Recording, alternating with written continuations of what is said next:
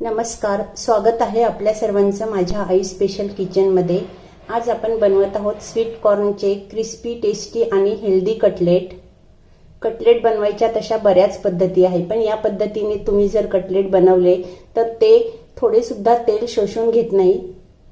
आपण नेहमी जे कटलेट बनवतो त्यापेक्षा थोड्या वेगळ्या पद्धतीने मी हे कटलेट बनवले, बघू शकाल आपण। एक कटलेट मी आपल्याला तोडून दाखवते, बघू शकाल आपण किती छान मस्त दिसत आहे। आणि हे कटलेट तुम्ही फ्रीज मध्ये न तळता 4 ते 5 दिवस आरामात ठेवू शकता। तुम्हाला जेव्हा खावंसं वाटतं तेव्हा तुम्ही काढून त्याला तळा आणि नंतर खा किंवा शॅलो फ्राय करा। तुमचा वेळ सुद्धा वाचेल आणि मुलांना सुद्धा तुम्ही डब्यामध्ये देऊ शकता।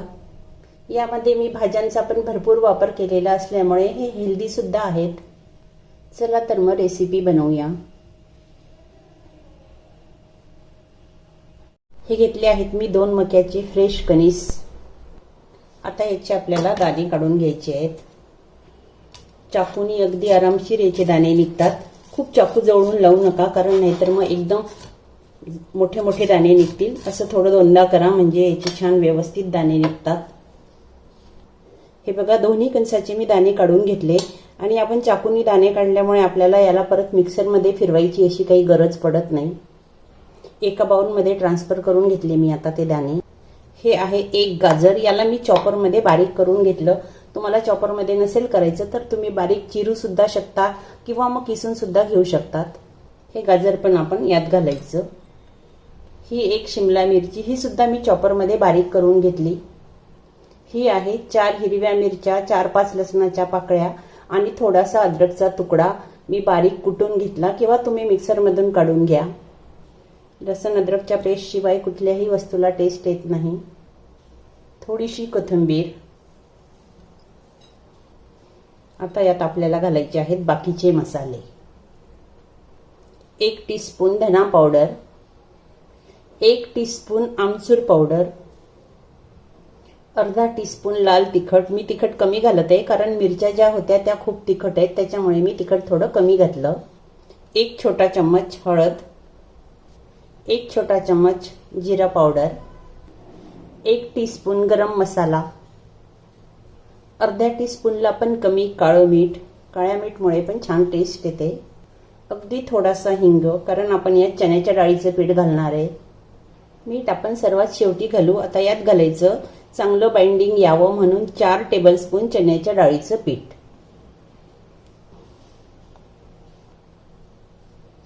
आणि आता हे आहे तांदूळाचं पीठ।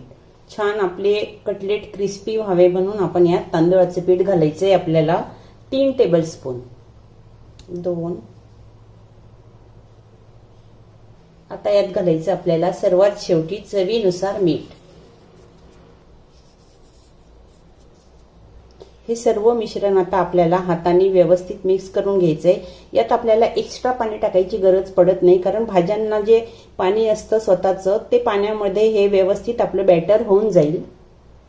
हे मिश्रण तयार केलं मी, याला मला थोडं सुद्धा पाणी लावायची गरज पडली नाही। त्याच याच्यामध्ये ते होऊन गेलं, भाज्यांचं जे पाणी सुटतं। आता आपण हाताला थोडंसं तेल लावून घ्यायचं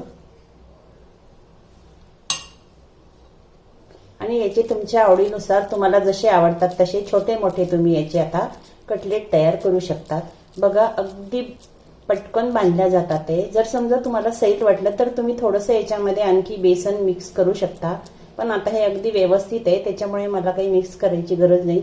बघू शकाल तुम्ही कलर किती सुंदर दिसतोय, तरी कॅमेरा असा कॅच करत नाही पूर्ण कलर। मी हे 2 कटलेट तयार केले। अशाच पद्धतीने मी बाकीचे सर्व कटलेट आता तयार करून घेते। अशा पद्धतीने कटलेट बनवून घेतले मी, आणखी एवढेच बनलेत। हे घेतलं आहे मी इडलीचं भांडं, याला व्यवस्थित तेल लावून घेते सगळीकडे। तुम्ही हवं तर पातेलीत सुद्धा करू शकता। पातेलीमध्ये पाणी तापायला ठेवायचं आणि त्याच्यावर चाळणी ठेवून चाळणीला तेल लावायचं आणि त्याच्यावर सुद्धा तुम्ही स्टीम देऊ शकता। यामध्ये आता आपण हे कटलेट ठेवायचे। आता याला आपण स्टीमरमध्ये ठेवूया। स्टीमरमध्ये मी आधीच पाणी ठेवलेलं होतं गरम करायला। एक भांडं ठेवलं, आता आपण हे दुसरं भांडं सुद्धा यात ठेवून द्यायचं। याच्यावर आता झाकण ठेवून आपण कमीत कमी याला 15 ते 20 मिनिट छान याच्यामध्ये वाफ भरू द्यायची, म्हणजे आपल्याला याला आता स्टीम द्यायची आहे. आता हे 15 मिनिट होऊ देऊया. 15 मिनिट झाले याला. आता आपण याला काढून घेऊया आणि आधी थंड करायचं, त्याच्यानंतर हे काढायचे. आता आपल्याला याला शॅलो फ्राय नाही तर डीप फ्राय करायचंय. तुम्हाला जसं आवडतं तसं तुम्ही करा. बघा हे किती छान झाले, याचा कलर पण किती मस्त आला. आणि हे कटलेट तुम्ही न तळता एअरटाईट कंटेनरमध्ये ठेवून फ्रीजमध्ये 3 ते 4 दिवस आरामात वापरू शकता. जेव्हा वाटतं तेव्हा तुम्ही तळून खा. तेल तापायला ठेवलेलं मी. आता आपण याला तेलामध्ये सोडायचंय.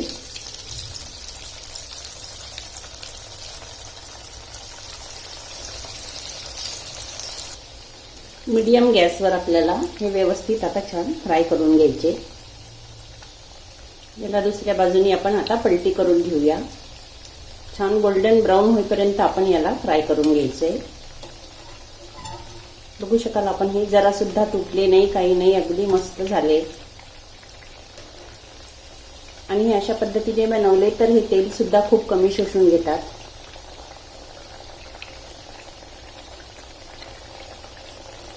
तुम्ही याच्यापेक्षाही कमी तेल टाकून याला फ्राय करू शकता, तरी सुद्धा ते छान लागतात.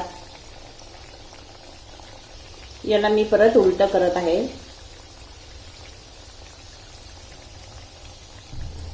हे आता छान गोल्डन ब्राऊन झाले. याला आता आपण काढू शकतो आणि क्रिस्पी पण झाले. बघा मी जवळून दाखवते आपल्याला, किती मस्त सुंदर कलर आला. कॅमेरा कॅच करत नाही. अशाच पद्धतीने आता मी बाकीचे सुद्धा फ्राय करून घेते. तयार झाले आपले क्रिस्पी आणि टेस्टी स्वीट कॉर्नचे कटलेट. आता मार्केटमध्ये स्वीट कॉर्न सध्या भरपूर विकायला आलेले दिसतात. आपण सुद्धा नक्की ट्राय करून बघा, खूप छान टेस्टी बनतात. आणि तुम्हाला रेसिपी आवडल्यास व्हिडिओ शेअर करायला विसरू नका. धन्यवाद.